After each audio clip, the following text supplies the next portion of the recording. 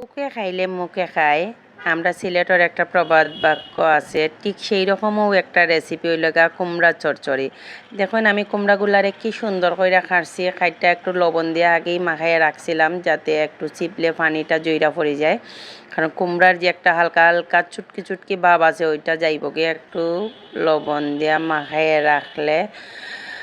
তো এরপরে আমি কুমড়াগুলারে ভালো কইরা ফ্রাই করছি একটু হলুদ আর লবণ দিয়া, হালকা লবণ দিয়া। এইদিকে আমি সরিষা বাটা আদার কাঁচামরিচরে একটু ফিসি লাইলাম, ফিসা বালাটিকে মশলাটারে কষাইয়া সরিষা বাটা আদা কাঁচা লঙ্কা তারপর ওই হলুদ হালকা একটু মরিচ আর একটু চিনি দিছি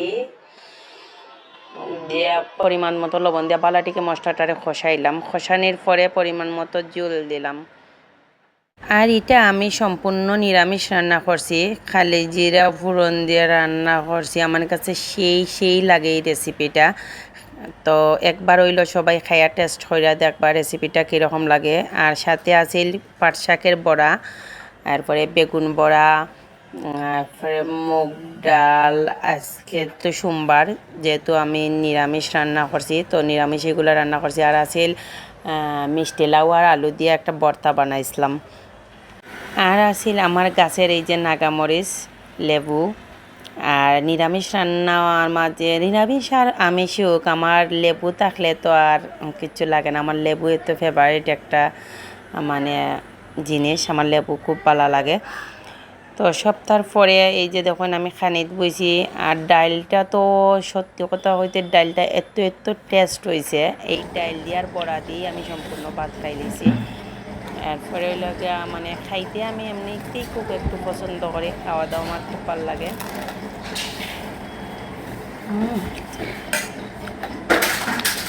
তো সবাই এই রেসিপিটা একবার হইলো ট্রাই করবা, ট্রাই করে দেখবা কীরকম লাগে। আর সবাই সবার পাশে থাকবা, সবাই পাশে থাকলে আমরা মানে অনেক দূর আগাইয়া যাইতাম পারবো। তো সবাই যদি আমার এই ভিডিওটা সবার ভালো লাগে অবশ্যই লাইক কমেন্টস শেয়ার দিয়ে অবশ্যই পাশে থাকবা। আর আমার এই ভিডিওটা কীরকম লাগলো অবশ্যই জানাইবা। এই যে দেখুন কুমড়া চচ্চড়িটা নিয়েছি, বিশ্বাস করতে না এত স্বাদ হয়েছে কুমড়া। যার সবচেয়ে বড় কথাই লাগে কোনো রান্না যদি রান্না করার পরে মানে পরিবারের সবাই যদি কয় যে খুব স্বাদ হয়েছে, তখন কিন্তু আসলেই মনটা ভরে যায়, তখন আরও উৎসাহ নিয়ে মানে রান্না টান্না করতে আরও বেশি ভালো লাগে। খার কীরকম লাগে একটু জানাইবা।